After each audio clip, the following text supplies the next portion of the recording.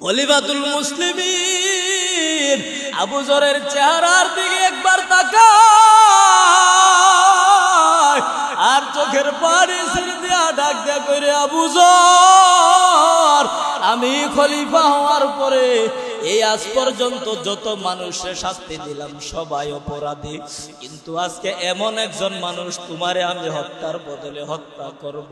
তোমার তো কোনো গুনাহ নাই, তোমার তো কোনো অপরাধ নাই রে আবু যর। পুরা মজমার মধ্যে কান্নার রোল। সব সাহাবায়ে কেরাম আবু যর গিফারির চেহারার দিকে তাকায়, হায় রে, আবু যরের মতো একজন মানুষের ফাঁসি আজকে দিবে, যার কোনো গুনাহ নাই, যার কোনো অপরাধ নাই। সব মানুষ আবু যর গিফারির চেহারার দিকে তাকাইয়া কাঁদে, হায় রে, এই মদিনার মধ্যে আজকে কি ঘটবে রে জানি না। যখন রায় হয়ে গেল, উমর রায় দিয়া দিছে, আবু যর গিফারি সান্ত্বনা দিয়া কই, তোমরা কেউ কাঁদবা না, চোখের পানি কেউ ছাড়বা না। যুবক আসছে না, আমার মনের মধ্যে কোনো দুঃখ নাই, কিন্তু আল্লাহর নবী বলছে, আল মুসলিম আখুল মুসলিম, এক মুসলমান আর এক মুসলমানের ভাই। আল্লাহর নবীর এই হাদিস আজকে যদি আমার ফাঁসি হয়ে যায়, আল্লাহর নবীর হাদিস নিয়ে কিয়ামতের ময়দানে আমি দাঁড়াইব, আল্লাহরে বলবো, আল্লাহ, আপনার নবী বলছে এক মুসলমান আর এক মুসলমানের ভাই। দেখেন, আমি আমার ভাইয়ের জিম্মাদার হইয়া হত্যার বদলে হত্যা হইয়া কিয়ামতের ময়দানে আসছি। আপনার নবীর হাদিস আমি জিন্দা কইরা আসছি। হযরত উমর যখন অর্ডার দিলেন, আবু যরের ফাঁসির মধ্যে উঠায়া দাও, জল্লাদকে যখন অর্ডার করছে, জল্লাদ ফাঁসির মঞ্চে যাইয়া দুইটা জল্লাদ চোখের পানি ছেড়ে দিয়া কাঁদে, হায় রে, জীবনে কত মানুষে হত্যার বদলে হত্যা করলাম, এই হাত দ্বারা কত অপরাধীর শাস্তি দিছি, কিন্তু আবু যরের মতো একটা নিষ্পাপ মানুষে আমাদের হাত দ্বারা শাস্তি দেওয়া লাগবে। জল্লাদের হাত কাঁপতেছে, কোনো কিছু ধরতে পারে না। উমর অর্ডার দেয়া দেয়, তাড়াতাড়ি ফাঁসির মঞ্চে নিয়ে যাও, হাত কাঁপলে হবে না, মায়া কান্না দেখাইলে হবে না, কারণ ইসলামী আইন বাস্তবায়ন করা লাগবে 100-100। ও মুসলমান, আমার এই বাংলাদেশের একটা মন্ত্রীরে যারা দেশের টাকা চুরি কইরা, যারা গরিবের রিলিফের মাল চুরি কইরা, গরিবের গম আটা, গরিবের টাকা চুরি কইরা কইরা বিদেশের মধ্যে ব্যাংকের মধ্যে টাকা জমায়, যেই এমপিরা দুর্নীতি কইরা নিজের সম্পদের পাহাড় বানায়, যেই মন্ত্রীরা দেশের থেকে দুর্নীতি করে রাষ্ট্রীয় সম্পদ দখল করে সম্পদের পাহাড় বানাইছে, একটারে দইরা যদি চুরির অপরাধে ইসলামী আইন অনুযায়ী হাতের কবজি কেটে দিত, খোদার কসম আমার এই সোনার বাংলাদেশে দ্বিতীয় আর কোনো এমপি মন্ত্রী চোর পাওয়া যাইত না। কথা ঠিক না বেঠিক বলেন? একটারে দইরা যদি ফাঁসি দিত, একটার হত্যার বদলে যদি ইসলামী আইন অনুযায়ী আমার সোনার বাংলায় যদি একটারে রাষ্ট্রীয়ভাবে ফাঁসি দিত, উদার কসম আমার এই সোনার বাংলা মদিনার মতো হয়ে যেত, আমার এই বাংলার জমিনে আর কোনো খুনি পয়দা হইত না। কথা ঠিক না বেঠিক বলেন? এই জন্য ইসলামী আইন বাস্তবায়ন করার জন্য জীবন দিয়া চেষ্টা করবেন, আল্লাহর কাছে জিজ্ঞাসিত হওয়া লাগবে। উমর ধমক দিয়া কয়, মায়া কান্না দেখাইলে হবে না, তাড়াতাড়ি ফাঁসি দাও। ফাঁসির মঞ্চে যখন নিয়ে গেছে, উমর যুবকের বাড়ির দিকে তাকিয়া দেখে কে যেন রে ঘোড়া দিয়া আসতেছে মদিনার দিকে। মোমেন जो फ़िदा नक्श कफ़े पाए नबी हो, मोमेन जो फ़िदा नक्श कफ़े पाए नबी हो, आज़ीर कदम आज भी आलम का खजीना, आज़ीर कदम आज भी आलम का खजीना गर सुन्नत नबवी की करे पैरवी उम्मत गर सुन्नत नबवी की करे पैरवी उम्मत तूफान से निकल जाएगा फिर इसका सफीना तूफान से निकल जाएगा फिर इसका सफीना मैं दुर्हम जुबूर हूँ ऐ सैयद आलम मैं दुर्हम जुबूर हूँ ऐ सैयद आलम दीदार दिखाते नहीं आवाज सुना दो दीदार दिखाते नहीं आवाज सुना दो मैं सूरत यूसुफ को नहीं चाहने वाला मैं सूरत यूसुफ को नहीं चाहने वाला मैं कैस के मानंद नहीं आशिक़ लैला मैं कैस के मानंद नहीं आशिक़ लैला मैं आशिक़ मौला हूँ मेरा इश्क़ दीवाना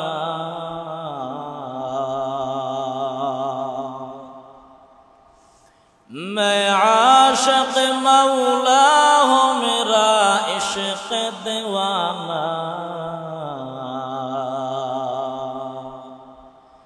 ये जुमला जहाँ जिसकी तो जल्दी से उजाला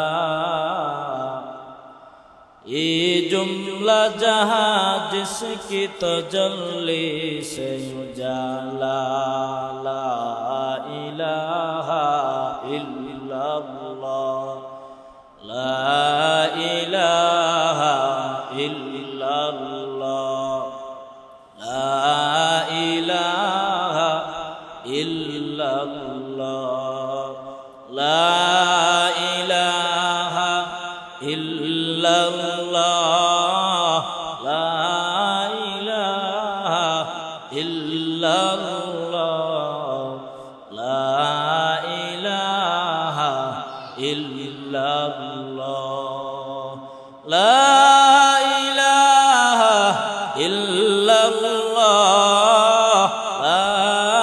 इलाहा इल्लल्लाह ला इलाहा इल्लल्लाह ला इलाहा इल्लल्लाह ला इलाहा इल्लल्लाह আসমান জমিন গায়রুল্লাহ পাহাড় পর্বত গায়রুল্লাহ পীর ফকির গায়রুল্লাহ সিজদা করব এক আল্লাহ লা ইলাহা ইল্লাল্লাহ লা ইলাহা ইল্লাল্লাহ লা ইলাহা ইল্লাল্লাহ লা ইলাহা ইল্লাল্লাহ লা ইলাহা ইল্লাল্লাহ লা ইলাহা ইল্লাল্লাহ লা ইলাহা ইল্লাল্লাহ লা ইলাহা ইল্লাল্লাহ লা ইলাহা ইল্লাল্লাহ লা ইলাহা ইল্লাল্লাহ মুহাম্মাদুর রাসূলুল্লাহ।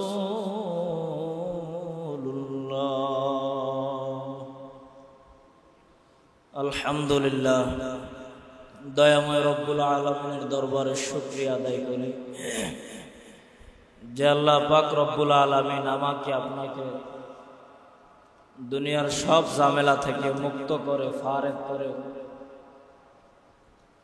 পবিত্র শুক্রবার জুমার দিনে আল্লাহ আমাকে আপনাকে হাসপাতালের বেডের মধ্যে না শোয়া, অসুস্থ না বানাইয়া সুস্থ শরীরে আল্লাহর হুকুম পালন করার জন্য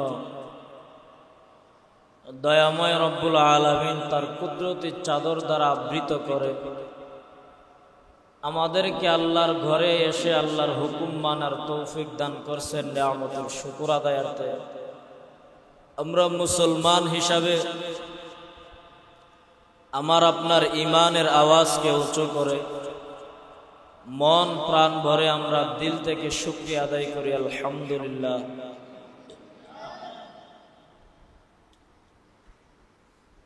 গত জুমআয় এক বিষয় নিয়ে আলোচনা করেছিলাম। আজকে আমি এই খুতবার মধ্যে কালামুল্লাহ শরীফ থেকে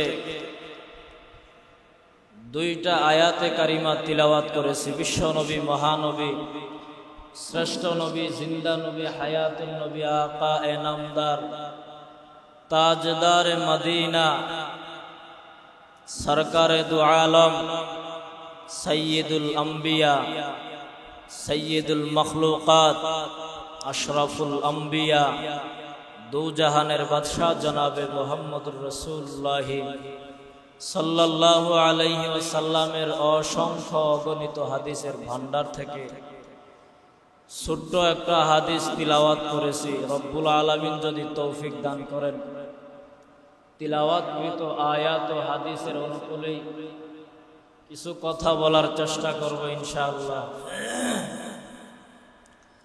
আমার আজকে মোট কথা বয়ানের বিষয় তাকওয়া। তাকওয়া একটা আরবি শব্দ, এর বাংলা হইল ভয়। তাকওয়াল্লাহ মানে আল্লাহর ভয়। আত-তাকওয়া হাহুনা, তাকওয়া এটা অন্তরের ব্যাপার, এটা দুনিয়ার কোনো মানুষ দেখাইতে পারবে না। আমার ভিতরে তাকওয়া আছে কি নাই সেটা আপনি দেখতে পারবেন না, আপনার ভিতরে তাকওয়া আছে কি নাই সেটা আমিও দেখতে পারবো না। যাদের ভিতরে তাকওয়া আছে তাদেরকে কোরআনের ভাষায় মুত্তাকি বলা হয়। যাদের ভিতরে তাকওয়া আছে, আল্লাহর ভয় আছে, তাদেরকে কোরআনের ভাষায় কি বলা হয়? মুত্তাকি বলা হয়। যাদের ভিতরে আল্লাহর ভয় আছে তাদেরকে কোরআনের ভাষায় মুত্তাকি বলা হয়। মুত্তাকি হইতে গেলে বহু গুণ দরকার, বহু সিফাত দরকার। যে কেউ চাইলেই মুত্তাকি হইতে পারবে না। তাকওয়া যার ভিতরে থাকবে, যেই বান্দা মুত্তাকি হয়ে যাবে, ওই বান্দার দ্বারা দুনিয়াতে গুনার কাজ করা কখনোই সম্ভব হবে না। কেন?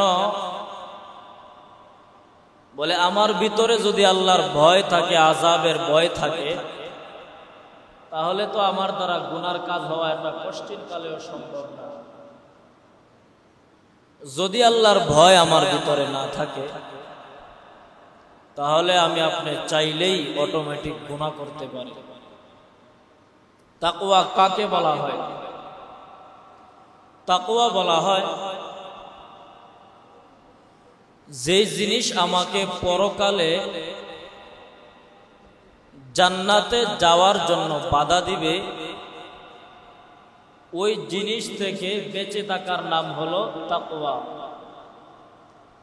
যেই কাজ যেই কর্ম আমাকে পরকালে জান্নাতে যাওয়ার জন্য বাধা দিবে, এমন জিনিস থেকে বেঁচে থাকার নাম হলো তাকওয়া। আলিফ লাম মিম যালিকাল কিতাবু লা রাইবা ফীহি হুদাল লিল মুত্তাকিন।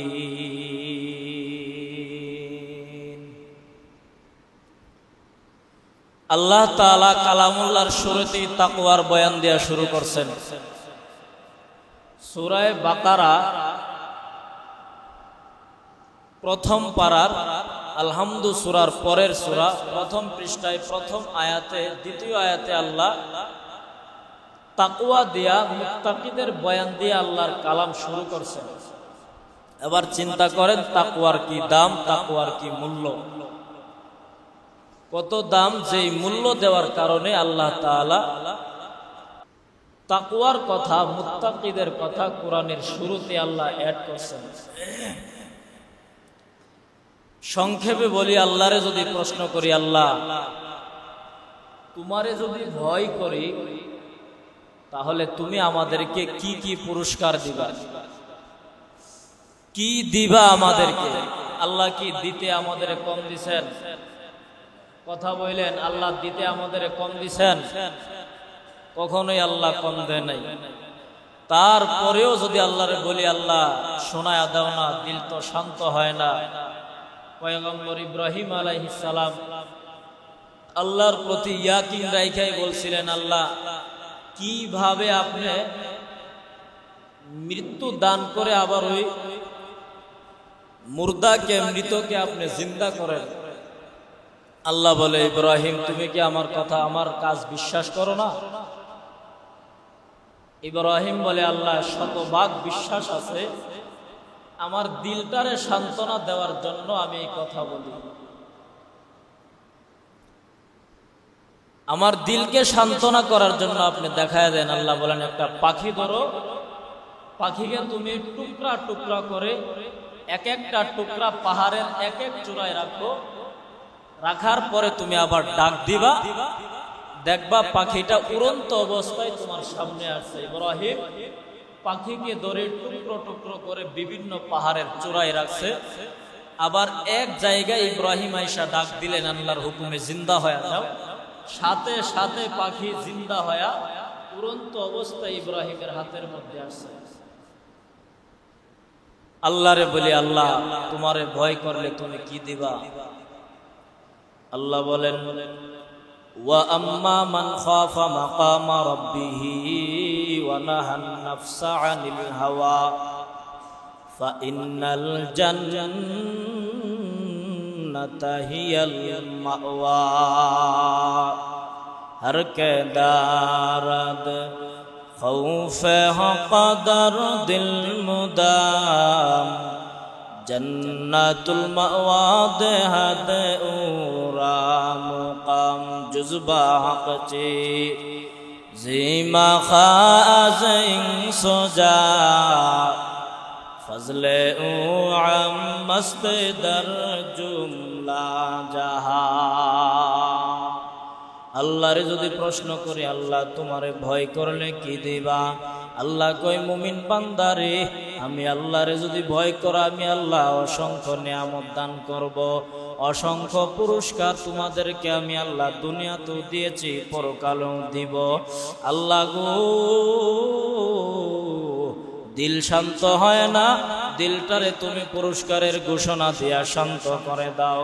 আল্লাহ বলেন, যারা আমি আল্লাহরে ভয় করে নিজের নফসকে গুনাহ থেকে ফিরাইয়া রাখবে, তাদের জন্য আমি আল্লাহ জান্নাতুল মাওয়া নামক ঠিকানা রাখছি। हर के दारद खौफ कदर दिल मुदाम जन्नतुल मावा देहद उरा मुकाम जुज़बा हक़ची জিমা খাজ ইনসজা ফজলে ও আমস্ত দর জুমলা জাহা। আল্লাহ বলেন মাওয়া নামক জান্নাত তোমাদের ঠিকানা বানায়া দিলাম। আল্লাহরে যদি প্রশ্ন করি, আল্লাহ তোমারে তো ভয় করি, গুনাহ থেকে নিজের নফসকে ফিরায়া রাখি, আল্লাহ আর কি কি পুরস্কার তুমি মুমিন বান্দার জন্য রাখছো? আল্লাহ কয় ইন্নালিল মুত্তাকিনা মাফাজা হাদাইকা ওয়া আ'নাবা ওয়া কাওয়াইবা আতরাবা ওয়া কাসান দিহাকা। আল্লাহ তোমারে ভয় করি, তুমি পুরস্কারের ঘোষণা শোনায়া দাও। আল্লাহ বলেন ইন্নালিল মুত্তাকিনা মাফাজা, মুত্তাকিদের জন্য আল্লাহ তাআলা বড় বড় বড় বড় বড় বড় নিয়ামত রাখছেন। মুত্তাকিদের জন্য আল্লাহ তাআলা জান্নাত বানায়া রাখছেন। মুত্তাকিদের জন্য আল্লাহ তাআলা জান্নাতের মধ্যে দুধের নহর, মধুর নহর বানায়া রাখছেন। কেমন জান্নাত!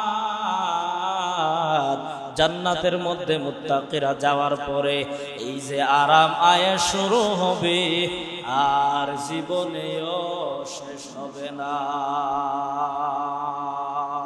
আল্লাহ তোমার দয়ার কোনো তুলনা নাই, তোমার দয়ার কোনো শেষ নাই। আল্লাহ ও আল্লাহ তোমারে ভয় করার কথা তুমি বারবার কেন বলো?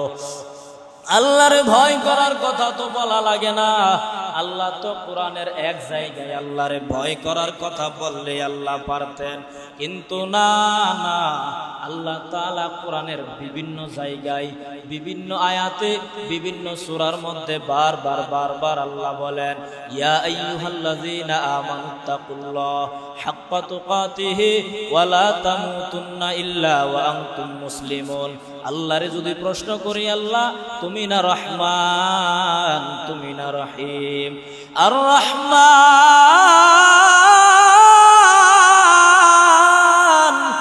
আল্লামাল কুরআন খালাকাল ইনসান। ও আল্লাহ তুমি না রহমান, আর রহমান তুমি না রহমান, তুমি না রহিম, তুমি না গফফার, তুমি না সত্তার। আল্লাহ তোমার না 99টা গুণবাচক নাম আছে। আল্লাহ বলো বলো বলো, এত রহমান থাকার পরেও, এত দয়ার সাগর তোমার থাকার পরেও কেন তোমারে ভয় করব? প্রশ্ন আসে কিনা বলেন? আল্লাহ তুমি তো রহমান, তুমি দয়ালু, তুমি অভাবীর মুখে খাবার তুলে দাও, তুমি তো গরিবদের সাহায্য করো, বিপদগ্রস্তদের সাহায্য করো। গতকালকে একটা ভিডিও দেখলাম, রাত্রিবেলা ড্রাইভার গাড়ি ড্রাইভ করতেছে, কিন্তু ড্রাইভার জানে না রাস্তার আর একটু সামনে পুরা রাস্তা ভাঙ্গা, একেবারে নদীর মতো হয়ে গেছে। আল্লাহর সাহায্য যদি দেখতে চান ভিডিওটা দেখেন যাদের মোবাইল আছে। আল্লাহ তাআলার কুদরতি ভাবে গাড়ির সামনে একটা পাখি দিয়া দিয়েছেন উড়ন্ত অবস্থায়। গ্লাসের সামনে দিয়া যখন যায়, ড্রাইভার সাথে সাথে গাড়ি ব্রেক করে। ব্রেক করতে করতে যেখানে গিয়া গাড়ি থামছে, ড্রাইভার সামনে তাকায়া দেখে সামনে আর রাস্তা নাই, পুরা রাস্তা নদী হয়ে গেছে। কাদের কুদরত দারি বরকামাল আনতা রব্বি আনতা হাসবি যুল জালাল তুহি কাদের জলিলুল্লাহ জাহাদার তুহি মেরা জলিলুল্লাহ নিগাহদার। ও আল্লাহ তুমি রহমান, তুমি রহিম, তুমি গফফার, তুমি জান্নাতে হাসরের ময়দানে বিনা হিসাবে মানুষকে জান্নাতে দিবা। এরপরেও তুমি কেন তোমারে ভয় করার কথা বলছো? মানলাম আপনি আপনারে ভয় করার কথা বলছেন, এক জায়গায় বললেই তো আপনি পারতেন, এক জায়গায় বললে আল্লাহ পারতেন কিনা বলেন? আল্লাহ বিভিন্ন সূরার বিভিন্ন আয়াতে বিভিন্ন জায়গায় বারবার আল্লাহ তাআলা তাকওয়ার কথা বলছেন। আমারে ভয় কর, আমারে ভয় কর, আমি আল্লাহরে ভয় কর। আল্লাহ তাআলা বলেন যালিকাল কিতাবু লা রাইবা ফীহি হুদাল লিল মুত্তাকিন। মুত্তাকি দিয়ে আল্লাহ কোরআন শুরু করলেন। আল্লাহ তোমারে ভয় করার কথা তুমি আর কোথায় বলছো? আল্লাহ জবাব দেয়, আমি আল্লাহ দেখ, আমি আল্লাহ কত জায়গায় আমি আল্লাহরে ভয় করার কথা বলছি। ইয়া আইয়ুহাল্লাযীনা আমানুত্তাকুল্লাহ হাক্কা তুকাতিহি ওয়ালা তামুতুন্না ইল্লা ওয়া আনতুম মুসলিমুন। এ দুনিয়ার মুমিন বান্দারা, আমি আল্লাহরে ভয় করো। কেমন ভয় করো? একবার ভয় করলা, গুনাহ থেকে বাঁচলা, আবার আমি আল্লাহর ভয় সরাইয়া আবার গুনার মধ্যে লিপ্ত হয়ে গেলা। এমন ভয় আমি আল্লাহ তোমাদের করতে বলি নাই। এ যুবক ভাই, বৃদ্ধ বাবাজিরা, গভীর মনোযোগ দিয়া পর্দার আড়ালের আম্মা জানেরা মনোযোগ সহকারে শুনেন। অযথা গল্প গুজবের মধ্যে সময়টা হেলায় খেলায় কাটাইয়া দিয়েন না। আল্লাহ বলেন, মুমিন রে, আমি আল্লাহরে ভয় কর, হাক্কা তুকাতিহি, ভয় করার মতো ভয় কর। একবার ভয় কইরা গুনাহ থেকে বাঁচলাম, আবার গুনার মধ্যে লিপ্ত হয়ে গেলাম, এমন ভয় আল্লাহ আল্লাহরে করতে বলে নাই। আল্লাহ কয়, আমারে ভয় করার মতো ভয় কর, আর মুসলমান না হইয়া কবরে আসবি না। আল্লাহরে যদি আবার প্রশ্ন করি, আল্লাহ তুমি আর কোথায় তোমারে ভয় করার কথা বলছো? আল্লাহ বলেন, ইয়া আইয়ুহাল্লাযীনা আমানুত্তাকুল্লাহ ওয়া কুনু মা'আস সাদিকিন।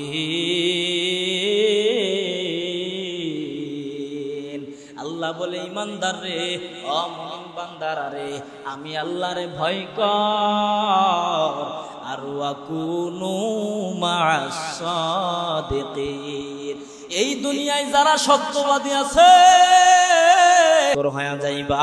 এই জন্য আল্লাহ কয়, মুমিন রে, আমি আল্লাহরে ভয় কর, আর ওয়া কুনু মা'আস সাদিকিন। এই দুনিয়ায় যারা নবী ছিল তাদের সঙ্গ হয়ে যাও, তাদের সাথে হয়ে যাও। এই দুনিয়ায় সাহাবায়ে কেরাম ছিলেন, সাহাবায়ে কেরামের সাথে হয়ে যাও, তাদেরকে মহব্বত করো। এই জমিনে তাবী ছিল, তাদের মহব্বত করো। এই জমিনে তবে তাবী ছিল, তাদের সাথে সম্পর্ক লাগাও। এই জমিনে আইম্মায়ে মুজতাহিদিন, সালফে সালিহিন ছিল, তাদের সাথে সম্পর্ক করো। এই জমিনে নবী নাই, এই জমিনে সাহাবায়ে কেরাম নাই, এখন উলামায়ে কেরাম আছে। উলামায়ে কেরামের সাথে তোমার সম্পর্ক লাগায়া দাও, কারণ উলামায়ে কেরাম হইল নবীর ওয়ারিস। যদি উলামায়ে কেরামের সাথে বেয়াদবি করো, আমার রাসূলের সাথে বেয়াদবি করা হইল। খবরদার, আলেম যদি অন্যায় করেও ফেলে, তারপরে তুমি কিছু বইল না। আলেমের বিচার আল্লাহ তাআলা পর্দার আড়ালে করবেন, তোমার আমার সামনে আলেমের বিচার আল্লাহ করবেন না।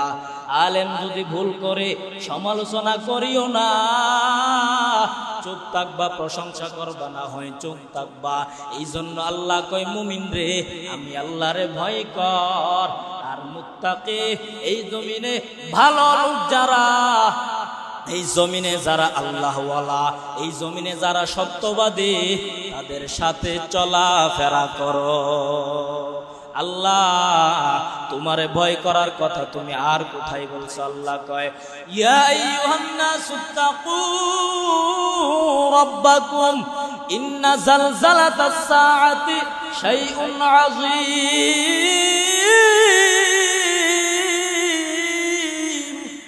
আল্লাহ কয়, হে দুনিয়ার ইমানদারেরা, ইয়া আইয়ুহান নাসুত্তাকু রাব্বাকুম, আমি আল্লাহরে ভয় কর,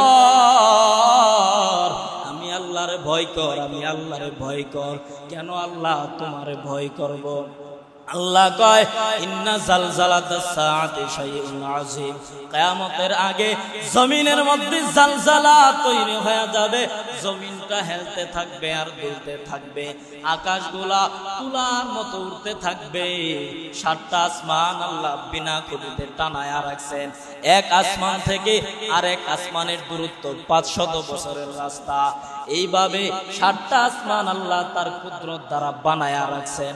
আল্লাহ কয় ইসরাফিল যেদিন সিংহার মধ্যে ফু দিয়া দিবে, প্রথম ফুৎকার যখন দিবি জমিন হেলতে থাকবে আর দুলতে থাকবে।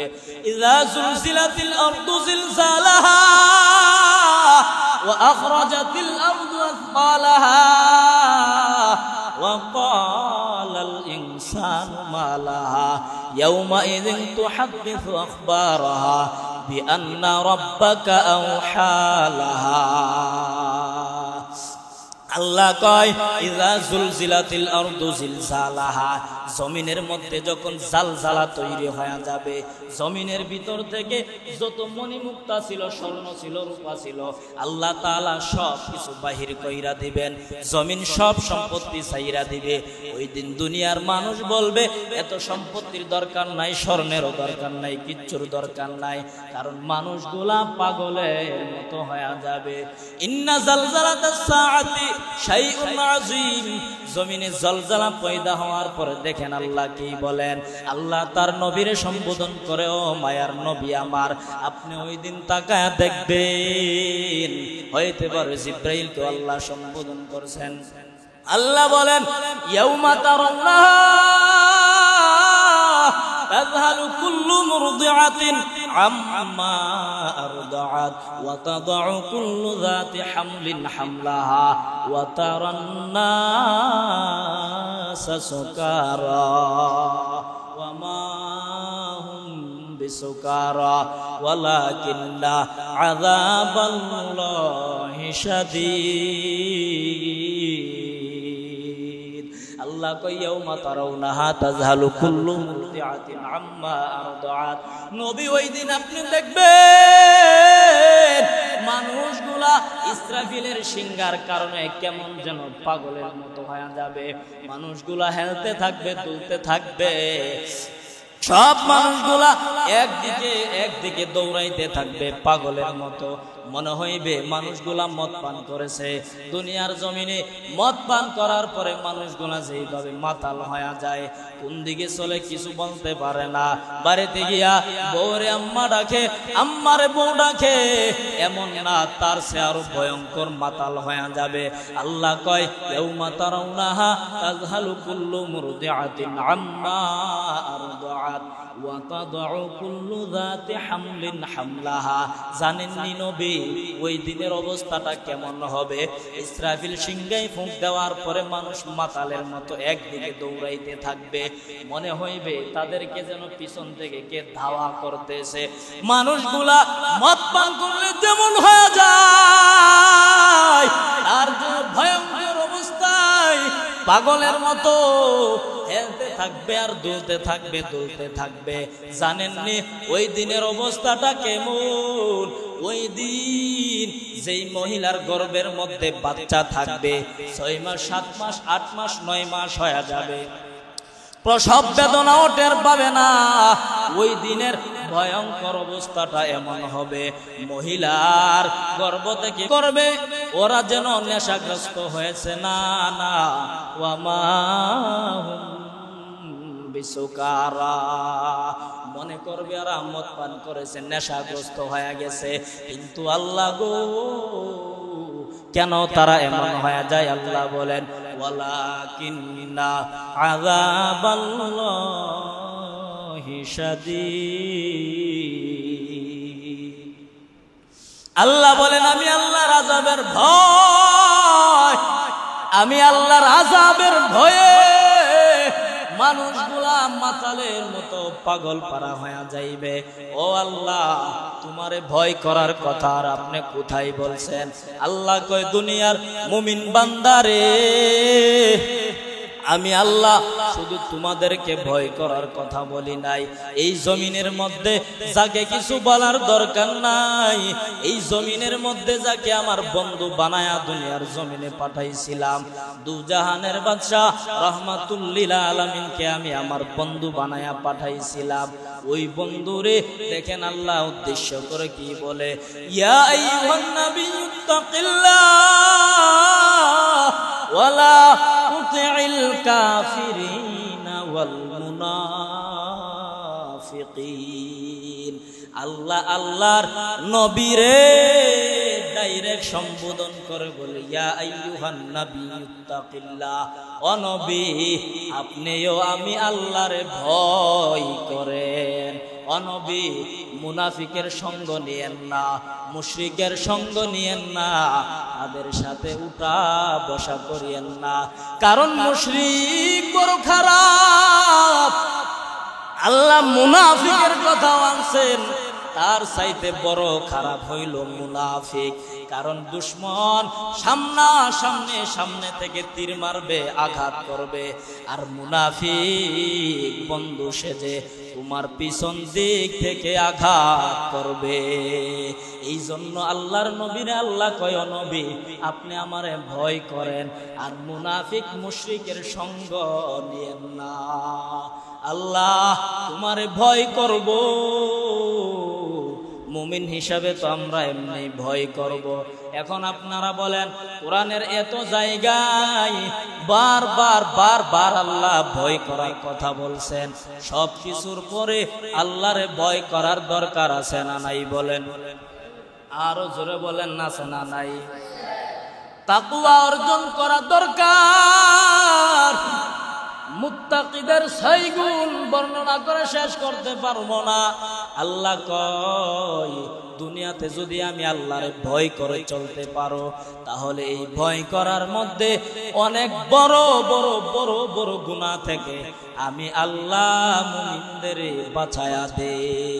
যদি দুনিয়ার জমিনে পৃথিবীর কোন মানুষ যদি আল্লাহরে ভয় না করে, আল্লাহ কিয়ামত দিয়া দিবে। যদি একজন মানুষও আল্লাহরে ভয় করে, আল্লাহ ততক্ষণ কিয়ামত দিবেন না।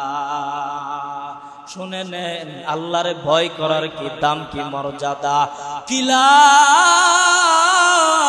মদিনা থেকে 350 মাইল দূর একটা যুবকের বাড়ি, যুবকটা মদিনায় আসবে আমার নবীর রওজা জিয়ারত করার জন্য। যুবকটা মদিনা থেকে 350 মাইল পথ পাড়ি দিয়া নবীর দেশে আসবে, নবীর ইশক আর মোহাব্বতে। নবীর রওজা এমন একটা জায়গা যেখানে গিয়া দাঁড়াইলে অটোমেটিক চোখ দিয়া পানি আসে। নবীর রওজা এমন এক জায়গা, দুনিয়ার সব পেরেশানি নিয়ে যদি নবীর রওজার সামনে হাজিরা দাঁড়াই, দুনিয়ার সব পেরেশানি দূর হয়ে যায়। নবীর রওজার মধ্যে আসবে যুবক, মদিনা থেকে 350 মাইল। বর্তমান জামানায় যদি প্রাইভেট কারে সফর করেন, একদিনের দরকার। ওই সময় তো গাড়ি ছিল না, প্রাইভেট কার ছিল না, বিমান হেলিকপ্টার ছিল না। ওই সময় যারা সফর করত, হয়তো গাদা দিয়া সফর করতো, না হয় ঘোড়া দিয়া, না হয় উট দিয়া, তারা এক জায়গা থেকে আর এক জায়গায় সফর করত। যুবকরা যখন নবীর রওজার দিকে রওনা হয়ে গেল, একটা উট যুবক ভাড়া করছে, নিজস্ব উট, অল্প কিছু খাবার নিয়ে 3 দিন সফর করা লাগবে। 3 দিনের খাবার, অল্প কিছু খাবার নিয়ে যুবক রওনা হয়ে গেছে। দেখেন গভীর মনোযোগ দিয়ে, আল্লাহরে যারা ভয় করে, দেখেন আল্লাহর ভয়ের কি লাভ। যুবকটা যখন তার উটের মধ্যে সওয়ার হইয়া রওনা হয়ে গেল, মরুভূমির পথ, মরুভূমির মধ্যে কিছুক্ষণ হাঁটলে শরীরে ক্লান্তি আসে, কারণ বালুর মধ্যে আপনি জোরে চাইলেও হাঁটতে পারবেন না। বালুর মধ্যে আপনি দৌড় দিলে মনে হইবে বালু আপনাকে নিচের দিকে ধইরা রাখে। এই জন্য আরবের মধ্যে, সৌদি আরবের মধ্যে আল্লাহ এত কষ্ট রাখছেন। এত কষ্ট রাখার পরেও কষ্ট দূর করার দুইটা জায়গা ও আল্লাহ রাখছেন, আল্লাহর ঘর আর নবীর রওজা আল্লাহ সৌদি আরবে রাখছেন। যুবকটা যখন রওনা হয়ে গেল, হাঁটতে হাঁটতে হাঁটতে হাঁটতে উটটা নিয়া সারাদিন সফর করার পরে ক্লান্ত হয়ে গেছে। বিকাল বেলা নাস্তা করে যুবক একটা খেজুর বাগান খুঁজতেছে, কোথায় একটু সময় রেস্ট নেওয়া যায়, একটু সময় বিশ্রামের জন্য বসা যায়। যুবকটা ডানে বামে তাকাইয়া সামনে তাকাইয়া দেখে বিশাল বড় এক খেজুর বাগান। খেজুর বাগানের সাইডে আরো একটা ছোট বাগান ছিল, চারা গাছের বাগান। যুবকটা বড় খেজুর গাছের নিচে গিয়া রশি দিয়া উটটাকে খেজুর গাছের মধ্যে বাইন্দা যুবক বলে, সারাদিন সফর করলাম, এখন একটু আমি রেস্ট নেই, একটু বিশ্রাম করে আবার রওনা হয়ে যাব। যুবকরা যখন খেজুর গাছের নিচে শুয়ে গেছে, ক্লান্ত শরীর থাকার কারণে যুবকের চোখের মধ্যে সাথে সাথে ঘুম এসে যায়। আমরা যারা সারাদিন কাজ করে খেতে খামারে, যারা সারাদিন পরিশ্রম করে, দেখবেন মাগরিবের সময় চোখের মধ্যে ঘুম আইসা যায়, আসে কিনা বলেন? কারণ পরিশ্রম করলে শরীর ক্লান্ত হয়ে যায়, শরীর ক্লান্ত হয়ে গেলে চোখে ঘুম আসে অটোমেটিক। যুবকটা খেজুর গাছের নিচে যখন বৈশাখ ঘুমায়া গেল, দেখেন আল্লাহর কি লীলা খেলা দেখেন। এদিক দিয়া যুবকের উট রশি সিরিয়া ছোট বাগানের ভিতরে ডুইকা উটের পাও দিয়া খেজুরের যে ছোট ছোট চারাগুলা ছিল সব চারাগুলা ধ্বংস করে ফেলছে। বিকাল বেলা যখন ওই বাগানের মালিক বাগান দেখার জন্য আসলো, আইসা দেখে বড় বাগান ঠিক আছে, ছোট চারা বাগান সারা ধ্বংস হয়ে গেছে। যুবকটা আবার ঘুমের ঘুম, বাগানের মালিক পেরেশান হয়ে গেছে, আল্লাহ আমার থেকে তুমি কি এমন পরীক্ষা নিলা? আল্লাহ এই খেজুর বাগান দিয়ে আমি আমার সংসার চালাই, আল্লাহ খেজুর বাগানটা উটটা ধ্বংস করছে। ওই বাগানের মালিক তার নিজের রাগ কন্ট্রোল করতে পারে নাই, মেজাজ গরম হয়ে গেছে, উটকে তার বাগান থেকে খেদানোর জন্য, ধাও দেওয়ার জন্য হাতের মধ্যে একটা পাথর নিয়া উটের দিকে যখন মারছে, ব্যাকওয়ার্ড জায়গায় পড়ার কারণে উটটা ওই জমিনের মধ্যে জিন্দা মরা অবস্থায় পড়ে আছে। বাগানের মালিকের ভিতরে এবার ভয় ঢুকে গেছে, হাইরে আমি তো পাথর মারছি মারার জন্য না, উটটা মইরা গেছে, আমি এই উটের মালিককে কি জবাব দেব? দেখেন আল্লাহর ভয় আল্লাহকে বান্দাকে কতটুকু পর্যন্ত নিয়ে যায়। আল্লাহর ভয় যদি ভিতরে থাকে কি পর্যন্ত নিয়ে যায়। উটকে মারার পরে বাগানের মালিক পেরেশান হয়ে গেছে, হাইরে যুবকরে আবার আমি কি জবাব দেব? এদিক দিয়ে যুবকের ঘুম ভাঙছে, যুবক এবার উটের মধ্যে উঠার জন্য যখন চেষ্টা করবে, কিন্তু তাকায় দেখে উঠ নাই, বাগানের মধ্যে মাটির মধ্যে মৃত অবস্থায় উটটা পড়ে আছে। আর বাগানের সাইডে একটা বৃদ্ধ লোক, দাড়িও সাদা, বাগানের পাশে বসা আছে। যুবকটা বৃদ্ধ লোকের কাছে গিয়া কই, চাচা আমার এই উটটারে মারছে কে আপনি জানেন নি? এবার বৃদ্ধ লোকটা কয়, মিথ্যা কথা তো আমি বলতে পারবো, আমি যদি মিথ্যা কথা বলি তাহলে তো ওই যুবক কে উট মারছে এটা বাহির করতে পারবে না, কারণ ওই সময় তো ইসলামী আইন ছিল, আপনি যদি মামলা দায়ের করেন আপনার পর্যাপ্ত পরিমাণ 2 জন সাক্ষীর প্রয়োজন লাগবে।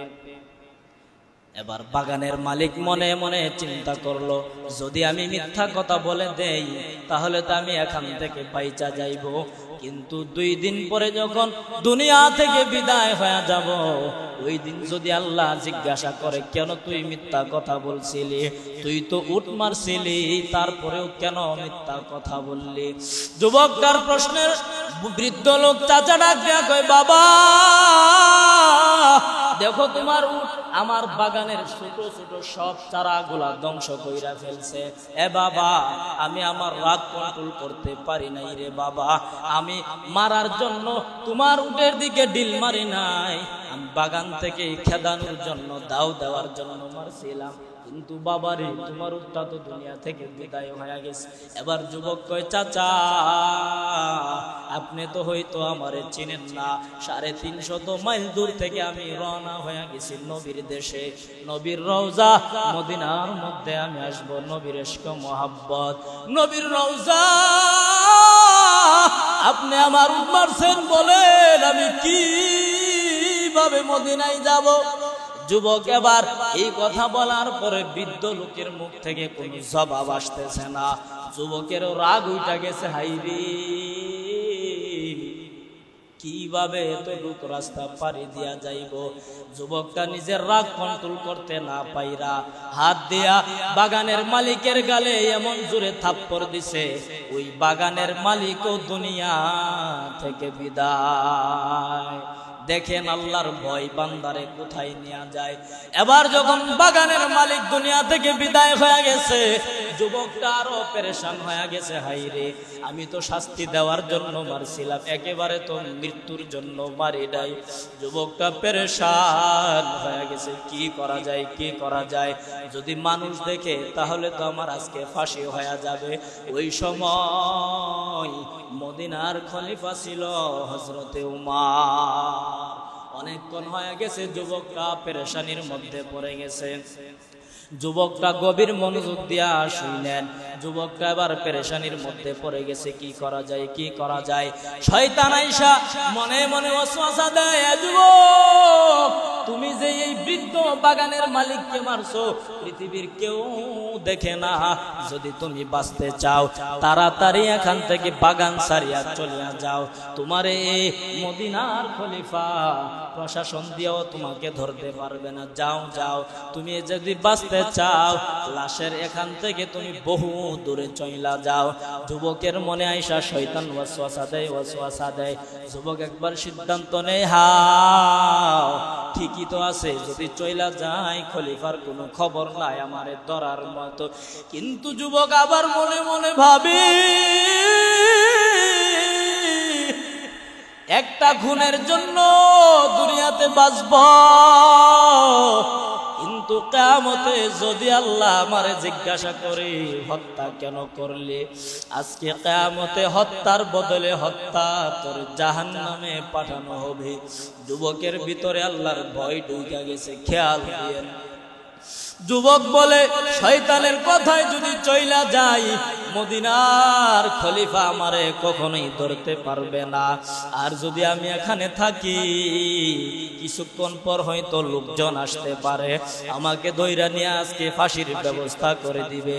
এই কথা চিন্তা করে বলে, দুনিয়ার যেদিকে যাই যাক, দুনিয়ার সামান্য কষ্ট যদি আমি উপভোগ কইরা নেই, পরকালে আমার জন্য শান্তির জান্নাত অপেক্ষা করতেছে। যুবকটা এবার মনে মনে সিদ্ধান্ত নিয়ে নিল, এই মদিনায় যদি আমার ফাঁসি হয়, ফাঁসি হবে, তারপরে ওই লাশের কাছ থেকে আমি যাব না, যদি মানুষ আসে বলবো সত্য কথা, আমি বাগানের মালিককে বিদায় করছি। সন্ধ্যা হয়ে গেছে, বাগানের মালিকের 2 জন ছেলে ছিল বাড়িতে। সন্ধ্যা হয়ে গেছে, 2 ভাই মনে মনে সিদ্ধান্ত নেয়, বড় ভাই ছোট ভাই রে কই, ভাই রে আমাদের আব্বা জান তো প্রতিদিন আমাদের খেজুর বাগানে যায়, সন্ধ্যার আগে বাগান দেখে আবার বাড়ির মধ্যে চইলা আসে। ছোট ভাই বল আমার আব্বা আজকে কেন আসতেছে না? ছোট ভাই কই, বড় ভাই ঠিকই তো আছে, চলো আমরা 2 ভাই একসাথে বাগানের মধ্যে যাই, হইতে পারে আব্বা কোনো বিপদের মধ্যে পড়ে আছে। 2 ভাই খেজুর বাগানের মধ্যে যখন রওনা হয়ে গেছে, খেজুর বাগানের কাছে আইসা দেখি যেই বাবার পরিশ্রমে, যেই বাবার মেহনতে, যেই বাবার কষ্টে 2টা ভাই বড় হয়েছে, আজকে ওই বাবাটা লাশ হয়া সন্তানের সামনে পড়ে আছে। 2 ভাই নিজেদের কন্ট্রোল করতে পারে না, চোখের পানি চইলা আসছে। হায়রে ছোট ভাই বড় ভাইরে ডাক দেয়া কই, ভাই দুনিয়াতে আমাদের মা নাই, বাবার আদর পাইয়া বড় হইলাম, আজকে বাবা দুনিয়া থেকে বিদায় হয়ে গেছে রে ভাই, বলো আমরা কার কাছে মাথা রাইখা ঘুমাইব? বড় ভাই ছোট ভাই রে সান্ত্বনা দিয়া কই, ভাই রে ধৈর্য ধর, দেখি কি করা যায়। লাশের পাশে যুবকটা বসা, যেই যুবকটা বাগানের মালিককে দুনিয়া থেকে বিদায় করছে। বড় ভাই এবার ওই যুবকটারে ডাক দিয়া কই, ভাই রে তুমি এখানে বসা আছো, আমার বাবার লাশও তোমার পাশে, তুমি কি দেখছো নি আমার আব্বা জান রে কে দুনিয়া থেকে বিদায় করছে? যুবকটা চোখের পানি ছেড়ে দিয়া কই, ভাই অনেক আগে তোমার আব্বারে আমি নিজের হাতে হত্যা করছি। আমি হাত দিয়া মৃদুভাবে আঘাত করছিলাম, কিন্তু জানি বিদায় হয়ে যাবে আমার বিশ্বাস হয়েছিল না। এ ভাই তোমার বাবারে আমি দুনিয়া থেকে বিদায় করে দিছি। হাত দুইটা সামনে বাড়াইয়া দিছে, আমার হাতে হ্যান্ডকাপ লাগা, আমি যাই নাই আমার বিচার হওয়ার জন্য। আমার বিচার এই মদিনার মধ্যে তোমরা করো। দুইটা ভাই নিজেরে কন্ট্রোল করতে না পাইরা যুবকটারে দুই হাতের মধ্যে হ্যান্ডকাপ লাগায়া মদিনার মধ্যে নিয়ে আসতেছে। খেয়াল দিয়ে দেখেন আল্লাহর ভয় কোথায় নিয়ে যায়। যুবকটারে মদিনার বালু দিয়া টেনে টেনে যখন মদিনার উমরের সামনে যখন আন্না দাঁড় করাইল, দুইটা ভাই আবার উমরে মামলা দেয়, ও খলিফাতুল মুসলিমিন দেখো না এই ছেলেটা আমাদের আব্বাজানরে হত্যা করছে, তার বিরুদ্ধে আমরা দুই ভাই মামলা দিলাম, আপনি মামলা গ্রহণ করুন। খলিফাতুল মুসলিমিন উমর বলে ঠিক আছে, তোমাদের বিচার তোমরা পাইবা, 100 থেকে 100 বিচার পাইবা। তোমাদের বাবার হত্যাকারীর কি বিচার তোমরা চাও বলো বলো বলো। দুইটা ভাই আবার ডাক দেয়া কয়, ও খলিফাতুল মুসলিমিন আমার বাবারে হত্যা করছে, আর মদিনার মধ্যে ইসলামী আইন আমার বাবার হত্যার বদলে আমরা হত্যা চাই, তাকেও এই মদিনার মধ্যে রাষ্ট্রীয়ভাবে আমার বাবার হত্যার বিচার করতে হবে। খলিফাতুল মুসলিমিন বলে ঠিক আছে, হত্যার বদলে হত্যা করব।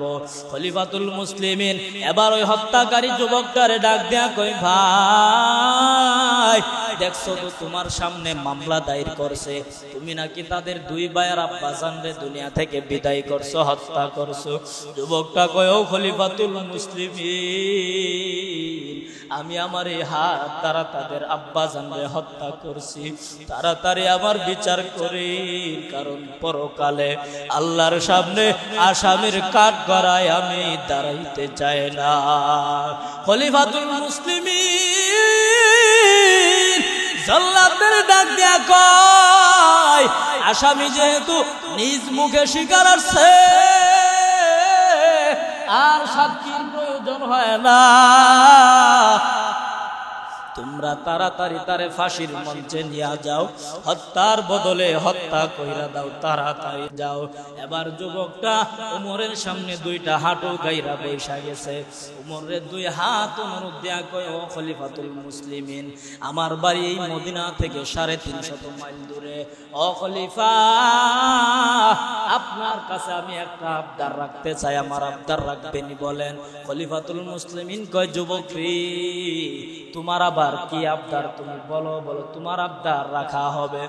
এবার যুবকটা ডাক দেয়া কয়, ও মদিনার খলিফা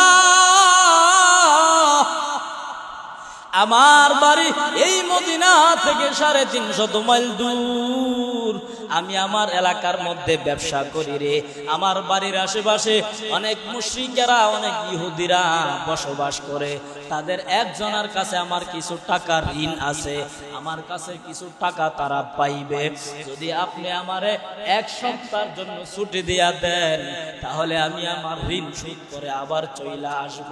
খলিফাতুল মুসলিমিন ডাক দেয়া কই, যুবক ফাঁসির আসামিরে কিভাবে ছাইরা দেই বলো, তুমি যে যাইবা কি আবার আসবা বলো, তোমার কি প্রমাণ আছে, তুমি যে আবার আসবা তুমি কাকে তোমার জিম্মাদার বানায়া যাইবা, বিশ্বাস হয় না। না না তোমার এই শর্ত আমি কখনোই পূরণ করতে পারবো না, কারণ যদি ছাইরা দে আর যদি তুমি না আসো তাহলে ওই হত্যাকারী দুই বাবার ছেলেদের কাছে আমার জবাব দেওয়ার মতো থাকবে না। কিয়ামতের ময়দানে এই হত্যার জন্য আল্লাহর সামনে আমি উমরের দাঁড়ায়া জবাব দেওয়া লাগবে। দেখেন উমরের ভিতরে কি ভয়। এবার যুবকটা অনুনয় বিনয় করে বলে, ও খলিফা, অনুরোধ লাগে, একটা সপ্তাহের জন্য ছুটি দেন। ও খলিফা, আমি যদি মিথ্যা কথা বলতাম আপনার ক্ষমতা ছিল না আমারে ফাঁসি দেওয়ার। আমি সত্য কথা বলছি, আমার ফাঁসি যদি মদিনায় হয়, আমার ফাঁসির জন্যই তো আমি আসলাম। আপনি বিশ্বাস করে আমার দেন। উমর কয়, না রে, তোমার দেওয়া যাবে না, তবে একটা শর্ত আছে, দিতে পারি। যুবকটা কয়, ও খলিফা, কি শর্ত বলো, তাড়াতাড়ি বলো। এবার খলিফাতুল মুসলিমিন কয়, তুমি যে এই মদিনা থেকে তোমার বাড়ির বাড়িতে যাইবা, আসবা কি আসবা না তারও কোনো গ্যারান্টি নাই। এই জন্য এই মদিনার মধ্যে তুমি একজন জিম্মাদার বানায়া যাও। তুমি যদি না আসো, যারে জিম্মাদার বানাইবা তারে ফাঁসি দিব, হত্যার বদলে তারে আমরা হত্যা করব। এবার যুবকটা কয়, ও খলিফা, এই মদিনার মধ্যে আমার মা নাই, আমার বাবা নাই, আত্মীয় স্বজন কেউ নাই, কারে জিম্মাদার বানাইব? উমর ডাক দেয়া কই, যদি জিম্মাদার না বানাইতে পারো, খোদার কসম তোমারে আমি ছুটি দিব না। এবার উপস্থিত পুরা মজমার মধ্যে সাহাবায়ে কেরাম এই করুণ দৃশ্য দেখে হঠাৎ সাহাবীদের মধ্য থেকে একটা সাহাবী লাফ দিয়া দাঁড়াইয়া খলিফাতুল মুসলিমিনের ডাক দেয়া কই, খলিফা, আমার ভাইয়ের জিম্মাদার আমি হয়ে গেলাম, আমার বাইরে তাড়াতাড়ি বিদায় দেন, আমার ভাইয়ের মুশরিকদের থেকে ঋণ মারার সুযোগ দিয়া দেন। কারণ যদি মুসলমান হওয়ার পরেও ইহুদির থেকে ঋণ না মারে, ইহুদিরা গোটা মুসলিম জাতিকে গালি দিবে, আমার নবীরে গালি দিবে, আপনারে গালি দিবে, মুসলমানদের গালি দিবে, বিদায় কইরা দেন। এবার উমর ডাক দেয়া কয়, এ সাহাবী, ওই সাহাবীটার নাম ছিল আবু যর গিফারি রাদিয়াল্লাহু তাআলা আনহু। আবু যর গিফারি খলিফাতুল মুসলিমিনরা কয়, আমার বাইরে তাড়াতাড়ি বিদায় দিয়া দাও, যদি আমার ভাই না আসে তাহলে আমি আবু যররে আপনি সবার সামনে হত্যার বদলে হত্যা করবেন। উমর বলে, বুঝা শুইনা বলো, হত্যার বদলে কিন্তু হত্যা করা হবে বলে ফাইনাল কইরা দিলাম, বিদায় দিয়া দেন। এবার যুবকটা যখন বাড়ির দিকে রওনা হয়ে গেল, আগামী শুক্রবারে ফাঁসির রায়, জুমার নামাজের পরে ফাঁসি দিয়া দিবে। শুক্রবার যখন ঘনায় আসলো, হত্যার বদলে হত্যা দেখার জন্য পুরা মদিনার মানুষ মসজিদে নববীর মধ্যে নামাজ শেষে উমর যখন ডান দিকে সালাম ফিরাইলেন, বাম দিকে সালাম ফিরাইয়া ফাঁসির জন্য যখন কাঠগড়ার মধ্যে উমর সিংহাসনের মধ্যে যখন বৈশা গেছে, যারে ফাঁসি দিবে ওই যুবকটা তো এখনো আসলো না। পুরা মজমার মধ্যে হাজার হাজার হাজার হাজার মানুষ সাহাবায়ে কেরাম বসা আছে। হাইরে, সবাই শুধু আবু যর গিফারির চেহারার দিকে তাকায়, কারণ আবু যর গিফারি তো তার জিম্মাদার। যদি যুবক না আসে, আবু যর গিফারির আজকে হত্যা করবে। খলিফাতুল মুসলিমিন আবু যরের চেহারার দিকে একবার তাকায়, আর চোখের পানি ছেড়ে দিয়া ডাক দেয়া কইরে, আবু যর, আমি খলিফা হওয়ার পরে এই আজ পর্যন্ত যত মানুষের শাস্তি দিলাম সবাই অপরাধী, কিন্তু আজকে এমন একজন মানুষ তোমারে আমি হত্যার বদলে হত্যা করব। তোমার তো কোনো গুনাহ নাই, তোমার তো কোনো অপরাধ নাই রে আবু যর। পুরা মজমার মধ্যে কান্নার রোল। সব সাহাবায়ে কেরাম আবু যর গিফারির চেহারার দিকে তাকায়, হায় রে, আবু যরের মতো একজন মানুষের ফাঁসি আজকে দিবে, যার কোনো গুনাহ নাই, যার কোনো অপরাধ নাই। সব মানুষ আবু যর গিফারির চেহারার দিকে তাকাইয়া কাঁদে, হায় রে, এই মদিনার মধ্যে আজকে কি ঘটবে রে জানি না।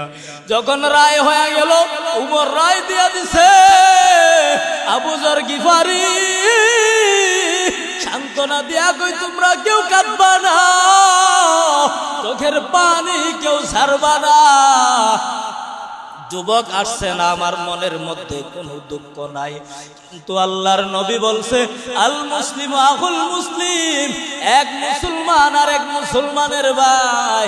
আল্লাহর নবীর এই হাদিস আজকে যদি আমার ফাঁসি হয়ে যায়, আল্লাহর নবীর হাদিস নিয়ে কিয়ামতের ময়দানে আমি দাঁড়াইব, আল্লাহরে বলবো আল্লাহ আপনার নবী বলছে এক মুসলমান আর এক মুসলমানের ভাই। দেখেন আমি আমার ভাইয়ের জিম্মাদার হইয়া হত্যার বদলে হত্যা হয়ে কিয়ামতের ময়দানে আসছি, আপনার নবীর হাদিস আমি জিন্দা কইরা আসছি।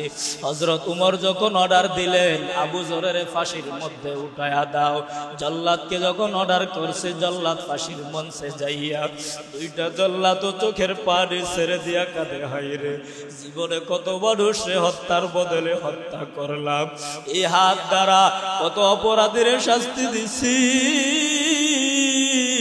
কিন্তু আবু যরের মতো একটা নিষ্পাপ মানুষে আমাদের হাত দ্বারা শাস্তি দেওয়া লাগবে। জল্লাদের হাত কাঁপতেছে, কোনো কিছু ধরতে পারে না। উমর অর্ডার দেয়া দেয় তাড়াতাড়ি ফাঁসির মঞ্চে নিয়ে যাও, হাত কাঁপলে হবে না,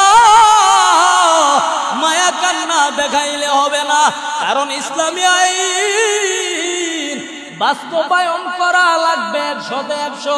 ও মুসলমান, আমার এই বাংলাদেশের একটা মন্ত্রীরে যারা দেশের টাকা চুরি কইরা, যারা গরিবের রিলিফের মাল চুরি কইরা, গরিবের গম আটা গরিবের টাকা চুরি কইরা কইরা বিদেশের মধ্যে ব্যাংকের মধ্যে টাকা জমায়, যেই এমপিরা দুর্নীতি কইরা নিজের সম্পদের পাহাড় বানায়, যেই মন্ত্রীরা দেশের থেকে দুর্নীতি করে রাষ্ট্রীয় সম্পদ দখল করে সম্পদের পাহাড় বানাইছে, একটারে দইরা যদি চুরির অপরাধে ইসলামী আইন অনুযায়ী হাতের কবজি কেটে দিত, খুদার কসম আমার এই সোনার বাংলাদেশে দ্বিতীয় আর কোন এমপি মন্ত্রী চোর পাওয়া যাইতো না। কথা ঠিক না বে ঠিক বলেন? একটারে দইরা যদি ফাঁসি দিত, একটার হত্যার বদলে যদি ইসলামী আইন অনুযায়ী আমার সোনার বাংলায় যদি একটারে রাষ্ট্রীয়ভাবে ফাঁসি দিত, উদার কসম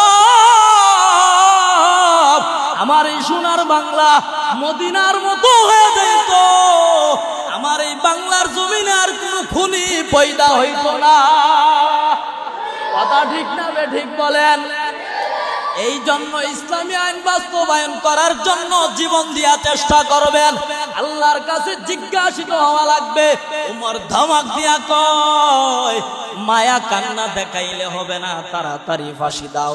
ফাঁসির মঞ্চে যখন নিয়ে গেছে উমর যুবকের বাড়ির দিকে তাকিয়া দেখে কে যেন রে গুড়া দিয়া আসতেছে মদিনার দিকে, ধুলা বালুর কারণে দেখা যায় না, যুবকটা হামাগুড়ি দিয়া বিচার কার্যালয়ের মধ্যে প্রবেশ কইরা উমরের কাছে গিয়া মাপ চাই, ও খলিফাতুল মুসলিমিন আমি টাইম মতো আপনার কাছে আসতে পারি নাই, মাফ করবেন, শাস্তি যদি আরো বেশি দেওয়ার লাগে আপনি আমারে শাস্তি দিবেন, বাধা নাই। এবার উমর ডাক দিয়া কয় আবু যরের ফাঁসির মঞ্চ থেকে নামাও। আবু যরের নামায়া যুবকরে ফাঁসির মঞ্চ নিয়ে যাও। যুবক আবু যরের জড়ায়া কয় ভাই তোমার ঋণ আমি জীবনে শোধ করতে পারবো না রে ভাই। এই দৃশ্যগুলা দুইটা ছেলে যারা মামলা দায়ের করছিল নিজের চোখ দিয়া এই দৃশ্যগুলা দেখতেছে। ছোট ভাই বড় ভাইরে ডাক দিয়া কই ভাই 350 মাইল পথ পাড়ি দিয়া যেই খুনি যেই অপরাধী নিজের খুনির প্রায়শ্চিত্ত করার জন্য শাস্তি নেওয়ার জন্য আসতে পারে, এই লোকটা আমার আব্বারে ইচ্ছা কইরা কখনোই মারতে পারে না। বড় ভাই ডাক দিয়া কই ছোট ভাই কি করা যায় বলো বলো বলো। বড় ভাই কয় আমরা যদি এখন ফাঁসি দেয়া দেয় তাহলে তো আমরা আমাদের বাবাকে তো আর খুঁজা পাইব না। এই লোকটা যেহেতু ভাই বা উমরের সামনে গিয়া জড়াইয়া কয় উমর মামলা দায়ের করছিলাম অপরাধী হিসাবে, কিন্তু এই যুবকটা আমার আব্বার ইচ্ছা কইরা কখনো মারতে পারে না, আমরা মামলা উঠায়া নিলাম, যুবকটারে আপনি মাফ কইরা দেন।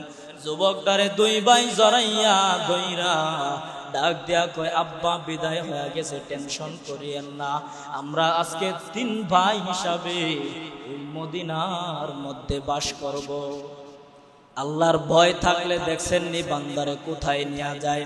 আজকে তো আমাদের ভিতরে আল্লাহর ভয় নাই। আল্লাহর ভয় থাকার দরকার আছে না নাই বলেন? কাদের আছে? 2টা হাত উঠায় আল্লাহরে দেখান। আয় আল্লাহ, যুবকের মতো আমাদের ইমানটারে তুমি তাজা কইরা দাও। আয় আল্লাহ, আপনার ভয় নিয়ে আমাদেরকেও কবরে যাওয়ার তৌফিক দান করিও আল্লাহ। আয় আল্লাহ, আপনারে ভয় পাইয়া, আপনার আযাব ও গজবরে ডরাইয়া আমাদেরকে পরকালে কবরে ডাক দিও। আমিন। ওয়া আখিরু দাওয়ানা আলহামদুলিল্লাহি রাব্বিল আলামিন।